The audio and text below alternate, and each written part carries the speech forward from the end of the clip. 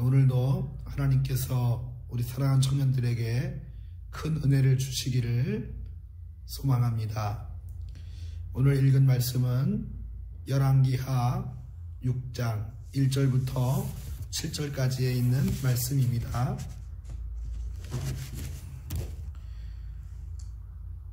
선지자의 제자들이 엘리사에게 이르되 보소서 우리가 당신과 함께 거주하는 이곳이 우리에게는 좁으니 우리가 요단으로 가서 거기서 각각 한 제목을 가져다가 그곳에 우리가 거주할 처소를 세우사이다 하니 엘리사가 이르되 가라 하는지라.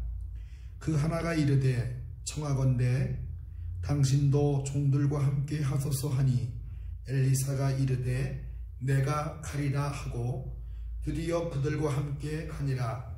우리가 요단에 이르러 나무를 베더니 한 사람이 나무를 벨 때에 새 도끼가 물에 떨어진지라. 이에 외쳐 이르되 내 주여 이는 빌려온 것이니이다 하니 하나님의 사람이 이르되 어디 빠졌느냐 하매 그곳을 보이는지라. 엘리사가 나뭇가지를 베어 물에 던져 새 도끼를 떠오르게 하고 이르되 너는 그것을 집으라 하니 그 사람이 손을 내밀어 그것을 집으니라. 아멘. 엘리사 선지자가 또한 선지학교에서 선지학교 생도들과 함께 일어났던 좋은 기적들이 성경에는 여러 번 기록되고 있습니다. 첫 번째 기록은 열왕기하 4장 1절부터 7절까지에 있는 말씀인데, 선지자의 제자들의 아내 중 한 여인이 남편이 병들어 죽게 되자 채무의 고통에 시달리게 됩니다. 그래서 두 아들을 종으로 팔릴 위기가 되는데, 이때에 엘리사 선지자가 그릇을 빌려오라고 하죠. 빌려온 그릇대로 기름이 떨어지지 아니하고 가득 채워서 빚을 갚게 되는 그러한 기적의 이야기가 있습니다. 두 번째는 4장 38절부터 42절까지인데, 배가 고픈 선지자 생도들이 솥에 국을 끓이라고 하는 그런 말씀에 순종해서 국을 끓였는데, 누군가 독이 가득한 독성이 있는 그러한 야생 오이를 가져다가 그 국에 넣게 됩니다. 근데 이 국을 맛본 사람이 여기에 사망의 독이 있다고 하면서 그러한 경계를 하게 되죠. 그러나 잘못하면 이 모든 국들을 다 버릴 뻔했지만, 그러나 이 엘리사 선지자가 가루에 가루를 넣어서 독성이 제거돼 가지고 음식을 먹게 된 그러한 기적이 있습니다. 또한 4장 42절부터 43절을 보게 되면 누군가 첫 이삭으로 만든 보리떡 20개와 자루에 담은 채소가 물건이 오게 되는데, 이때에 이 20개는 100명이 먹기에는 좀 부족한 양이었어요. 그런데 엘리사 선지자가 하나님 앞에 기도하고 나눠준 뒤에 100명이 먹고도 남는 그러한 남는 풍성한 기적의 역사가 있게 됩니다. 자, 첫 번째, 두 번째, 세 번째는 보게 되면은 조금 선지자 생도들의 모습 속에서 보게 되면 좀 궁핍이라고 하는 것, 또 가난이라고 하는 것, 채무라고 하는 것, 부족함이라고 하는 것, 이러한 것들이 따르는 가운데서 일어난 기적이죠. 그래서 하나님께서 빚을 갚아주시고 또 독이 제거되게 되고, 그리고 또 먹고 부족한 음식이 먹고 남는 그런 역사죠. 그런데 이 세 가지 기적 외에 오늘의 기적의 말씀은 도끼를 찾는 그러한 기적이죠. 연못에 빠뜨려버린 그러한 도끼가 떠오르게 되는 그러한 기적의 이야기입니다. 나머지 세 개와 이 기적의 이야기가 조금 차이가 있다고 한다면은, 다른 기적들은 조금 어려울 때의 기적이라고 한다면, 물론 오늘에 있는 말씀도 난처한 일을 당하고 어려운 일을 당했을 때의 기적이지만, 이 선지자 학교에서 일어났던 그와 같은 일들 가운데서 장소가 좀 부족해지는 그러한 일이 생겼어요. 장소가 부족하다고 하는 것은 뭐냐면 수적으로 늘어났다고 하는 것을 의미하고 있어요. 그래서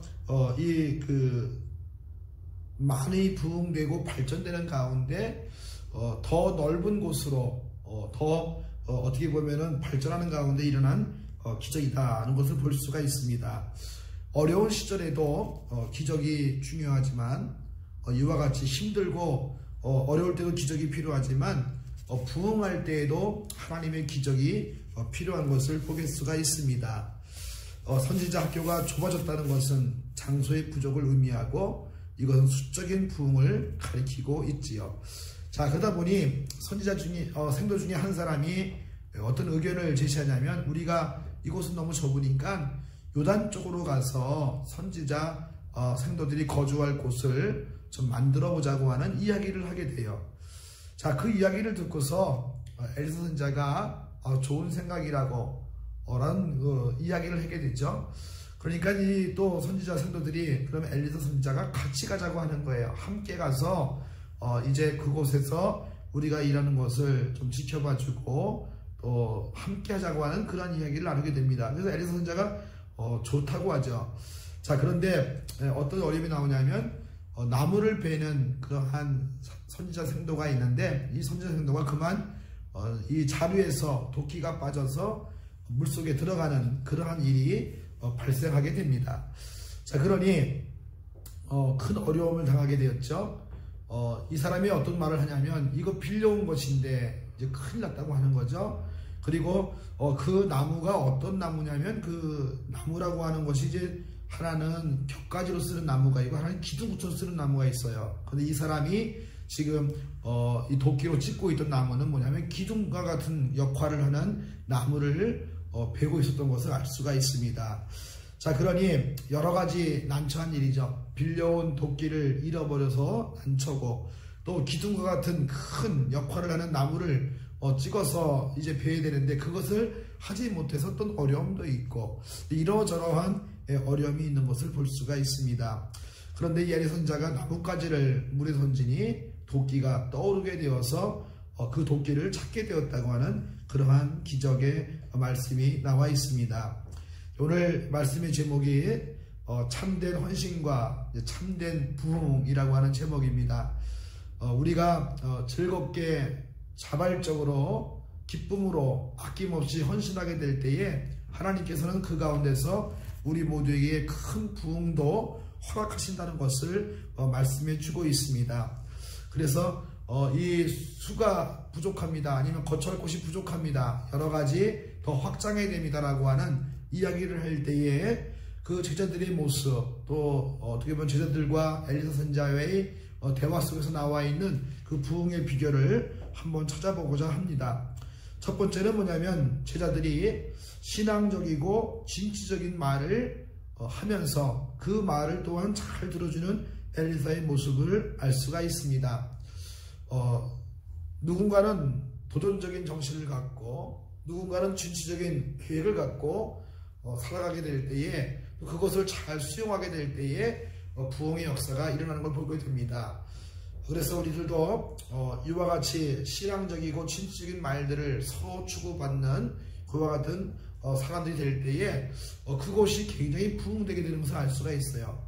가족들을 향한 진취적인 계획, 또한 신앙적인 생각들이 잘 수용되고 받아들이게 될 때에 그 집에 신앙적인 부흥이 일어나죠.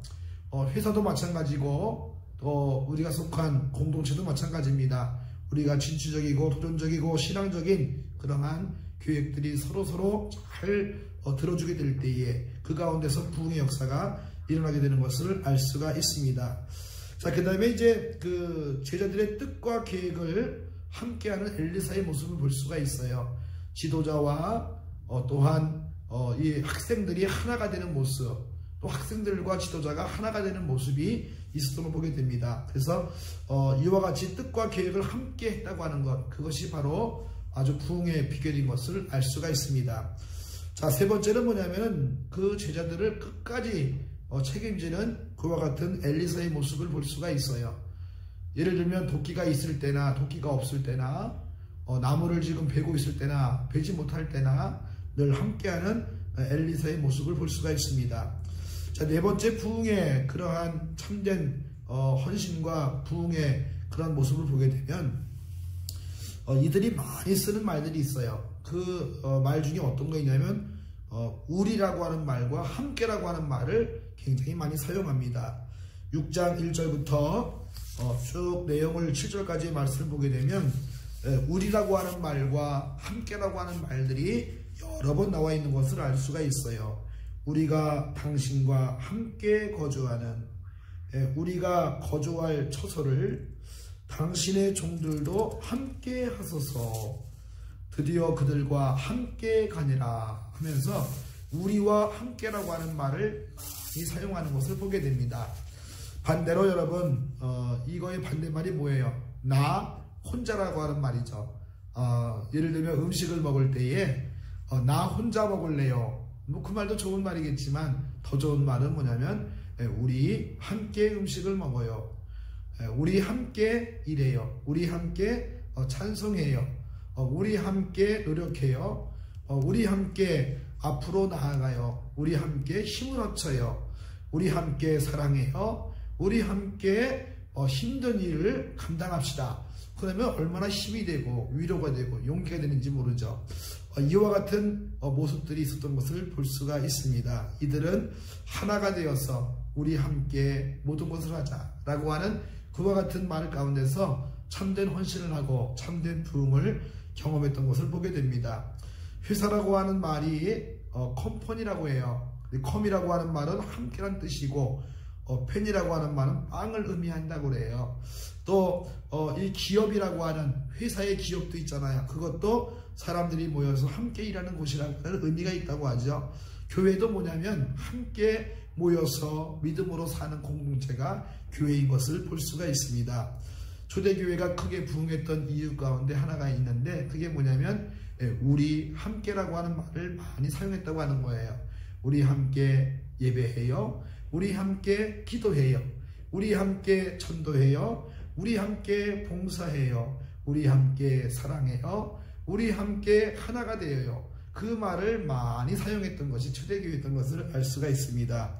우리 청년들도 함께 일하고 함께 사랑하고 함께 섬기는 가운데 가정도 부흥하고 또 학교와 일터에서도 부흥의 일꾼이 되고 교회의 부흥도 이루는 모든 청년들이 되기를 주의 이름으로 간절히 축원을 드립니다.